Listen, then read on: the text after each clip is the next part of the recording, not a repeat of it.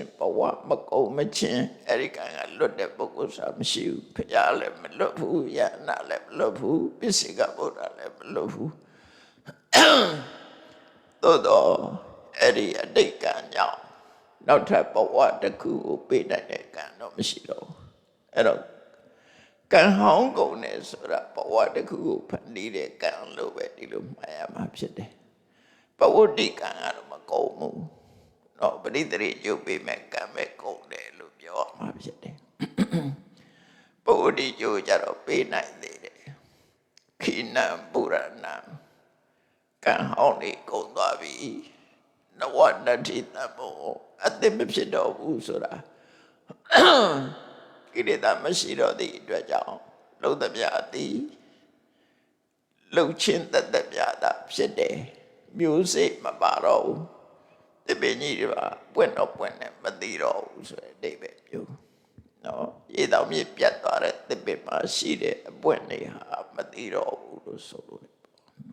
အတိမပါတော့ဘူးအပွင့်ပြတာဖြစ်တယ်အဲ့ဒါကိုပြောတာနဝတ္တိတဘောကံတဲ့တော့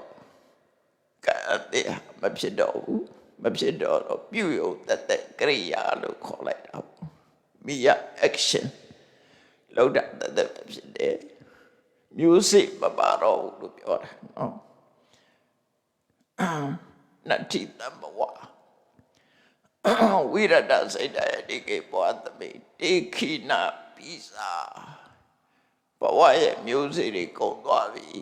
ဘာလို့ကုန်တာလဲဆိုဘဝပေါ်မှာတွေ့တာမှုဆိုတဲ့ကိလေသာမရှိတော့လို့တို့ဆိုလို့လည်းပေါ့နော်အဲ့ဒါယနာပုဂ္ဂိုလ်ပဲအဲ့တော့ဒီကနေ့ဘဝမှာလွတ်မြောက်ပုံကိုဟောတဲ့သုတ်တန်နေများစွာရှိတော်လည်းပဲဒီကနေ့ကဥပယဥပါယဆိုတဲ့သာယုဒ္ဓနိကမှာရှိတဲ့သုတ်လေးကိုရှင်းပြနော်ဥပယဥပါယဥပယသုတ်မြတ်စွာဘုရားကစကားတူတူလေးနဲ့စထားတယ်ဥပယောဘိက္ခဝေအဝိမုတ်တောအနုပယောဝိမုတ်တောအဲ့တော့ဒါနားလဲဖို့တော့ရှင်းပြပါဖြစ်မယ်ဥပယဆိုတာဘာလဲဥပယဆိုတာခန္ဓာ၅ပါးကိုတဏှာအတွေ့မာနအတွေ့ဒိဋ္ဌိအတွေ့တွေနဲ့ရှုမြင်နိုင်တာခန္ဓာ၅ပါးကိုတဏှာအမြင်နဲ့မြင်နေမာနအမြင်နဲ့မြင်နေဒိဋ္ဌိအမြင်နဲ့မြင်နေအဲ့ဒါလိုမြင်နေသမျှကလပတ်လုံးအဝိဗုဒ္ဓဘဝကမလွတ်ပြောင်းနိုင်ဘူးပြောတယ်ဟုတ်ဆိုလိုတဲ့အိဗေကတဏှာအမြင်ဆိုတာပါတော့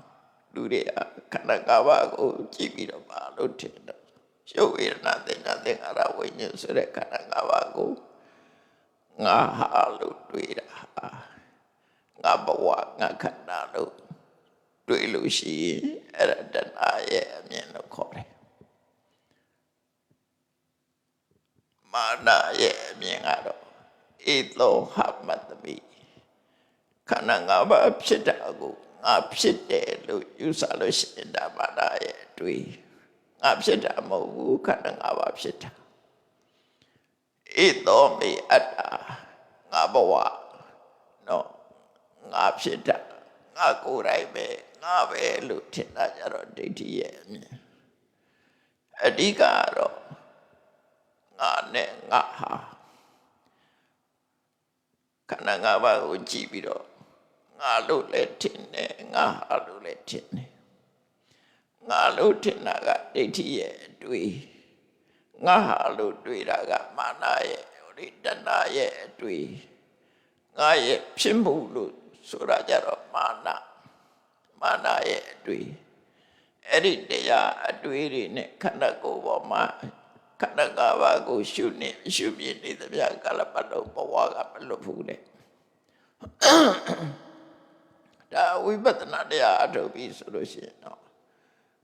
ငါဆိုတာမရှိဘူးငါဟာဆိုတာမရှိဘူးတတော်ဆိုတာမရှိဘူးသဘာဝတရားတသက် တာဖြစ်တယ်လို့